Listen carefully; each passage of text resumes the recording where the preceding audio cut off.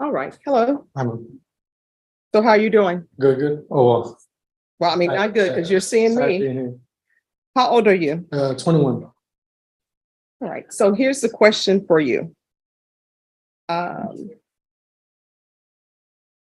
You are on deferred adjudication. Do you know the range of punishment for your offense is up to 10 years in, I'm sorry, up to 20 years in prison? Do you understand that? Yes, ma'am.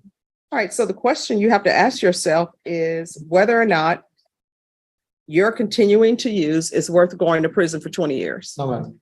I have another kid on the way as well. Then why kids or baby goats? I have another child on the way.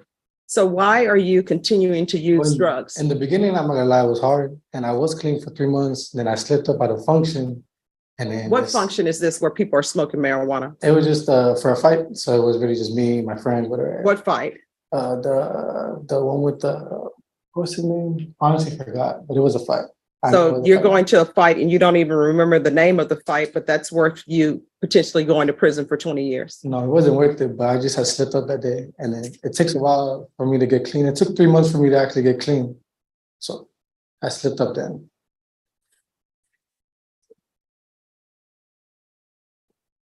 All right, they're asking that you go to SATA. That one? Yeah, they're saying that you need to go to SATA. Oh, what is that? I'm not. That's inpatient treatment. I don't think, because I know I could stop. I stopped for those 3 months. Like I said, Yeah, I but just you didn't do slipped up. well. I mean, you're stopping for 3 months and you're looking at going to prison for 20 years and then you continue to use. This states the defendant admits he is addicted to marijuana. Yes, ma'am. Like I said, in the first year, I'm not gonna lie, it was hard, but I finally stopped doing it. Like I said, I just slipped up. I thought it wasn't really gonna be like it was gonna stay in my system for that long because it wasn't a lot. But then it's like Because you thought you would get away with it. not get away with it, but I thought I'd just get out of my system. Yeah, that's you thinking you would get away with it. If you're thinking it's going to get out of your system before you test it.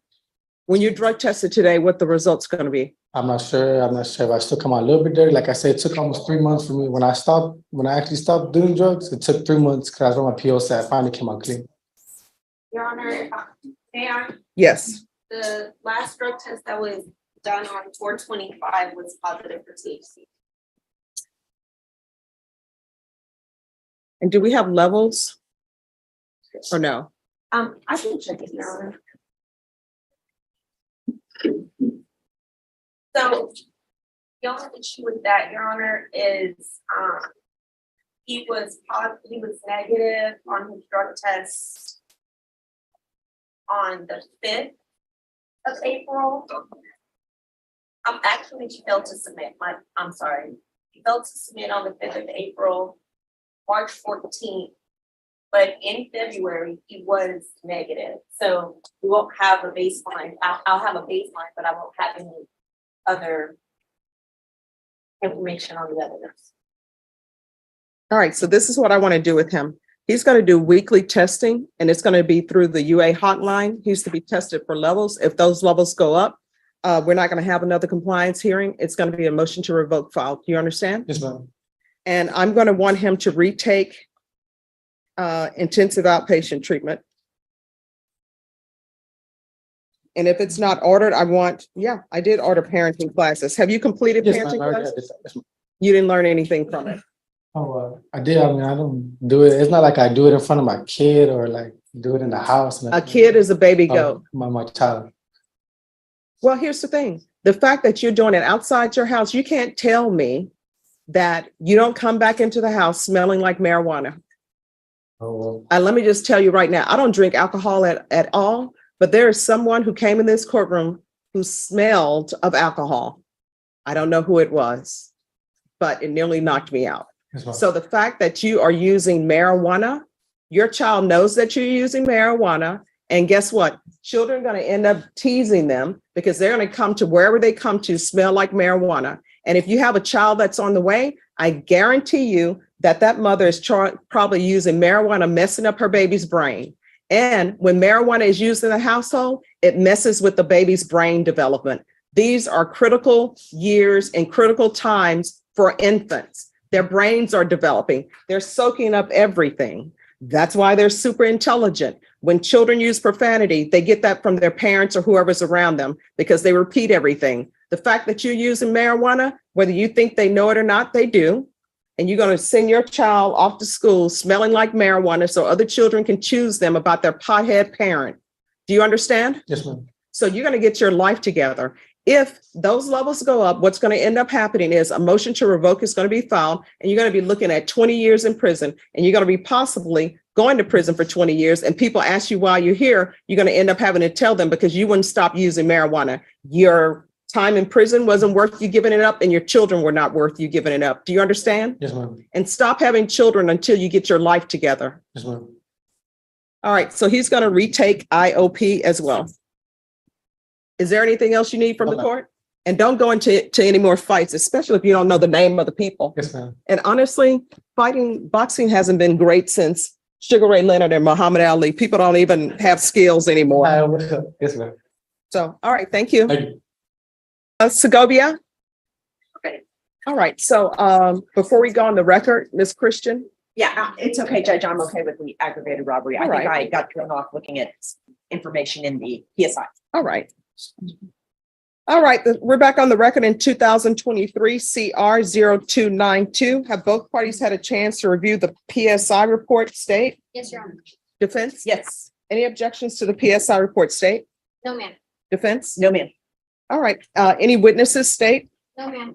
Defense, any witnesses? No, Judge, I would like to just point out a couple of things for the court. I know the court reads these very carefully, but I would like to bring to the court's attention that Mr. Segovia really doesn't seem to have any drug or alcohol issues, that he acknowledged his guilt. He was very forthcoming in the PSI. You will take note that he was the one that did not have the knife. He was actually with someone that produced a knife, and it was the other person's idea.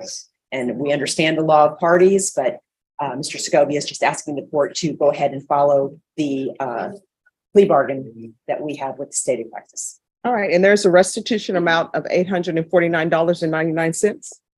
There is that amount, Judge, yes. Any objections? It was my understanding that they had gotten the phone back, but I might be mistaken about that. And maybe if we could have a hearing on that if necessary. All right, counsel, I'm going to order that because I'm reading the PSI report and there's no information in the PSI report or in the stipulations that the phone was returned. And I see as a part of your plea bargain agreement, it states the restitution amount of $849.99. That was what you all agreed on in the plea bargain agreement. That's fine, Judge. Okay. All right, anything you wish to say? Do you have children? A little boy on the way.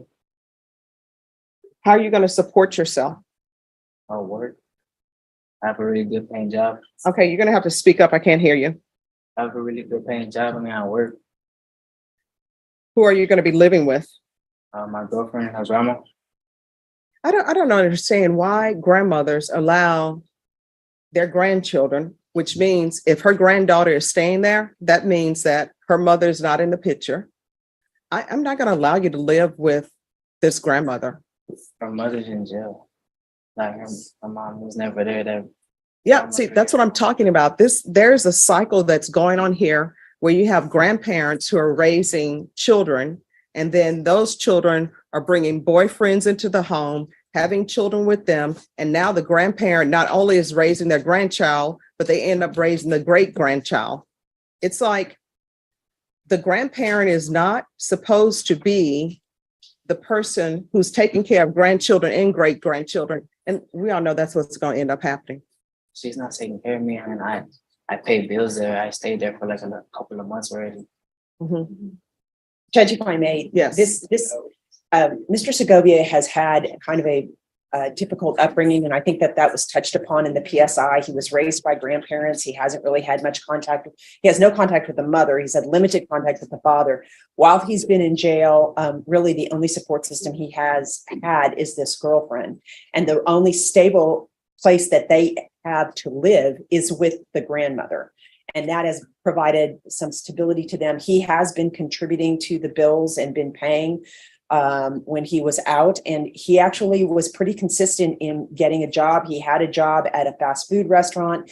And then somebody told him that he could make more money in construction. So he went and had a job there. So he's worked very consistently. He's indicated that he would like to get his GED to improve his position.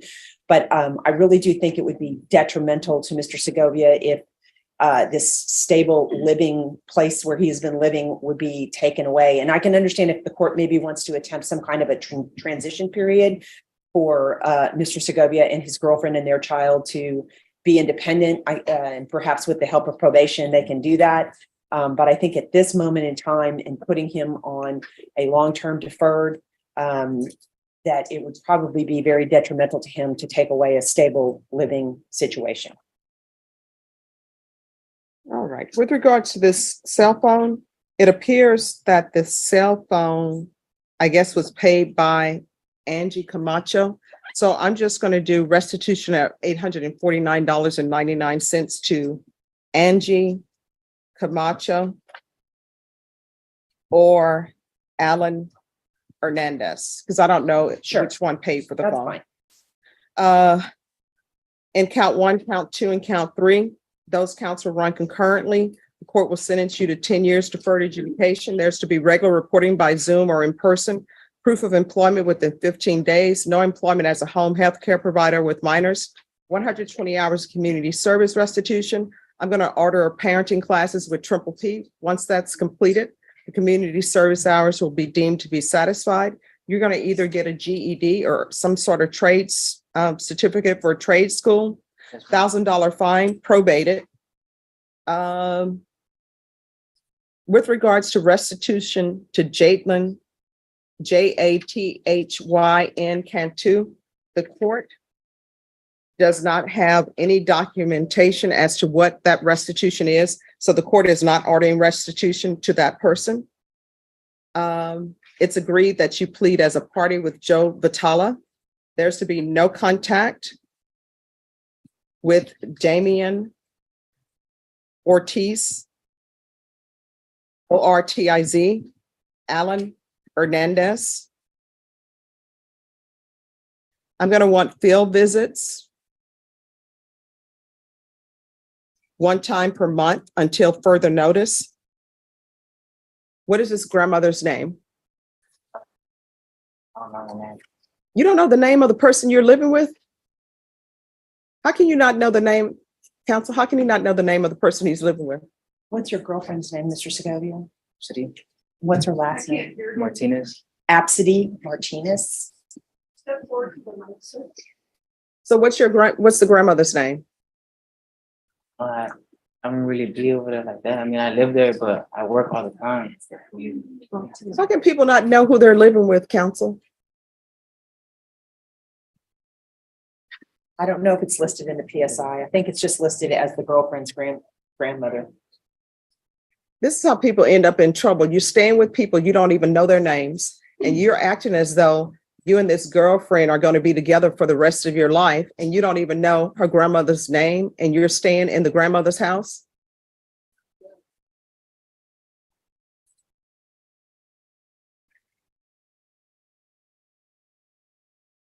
All right, probation. He's not, what's your girlfriend's full name? Ashley what?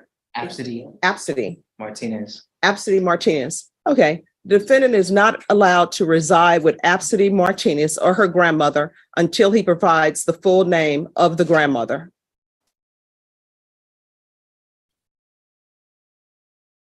I'm going to want regular UAs.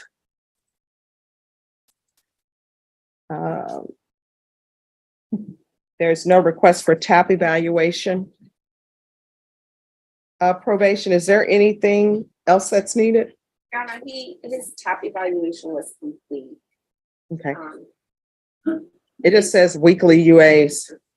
Yes, Your Honor. The only other thing I was gonna ask for his community service hours and getting waived anything for his GT or trade school certification. No.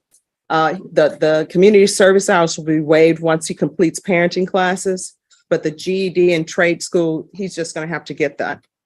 Thank you, Your Honor. All right, is there anything else you need from the court to be successful? You need to speak up. All right, because this is a plea bargaining agreement, because I followed your plea bargaining agreement, because you waived your right to appeal, you do not have the court's permission to appeal. Do you understand?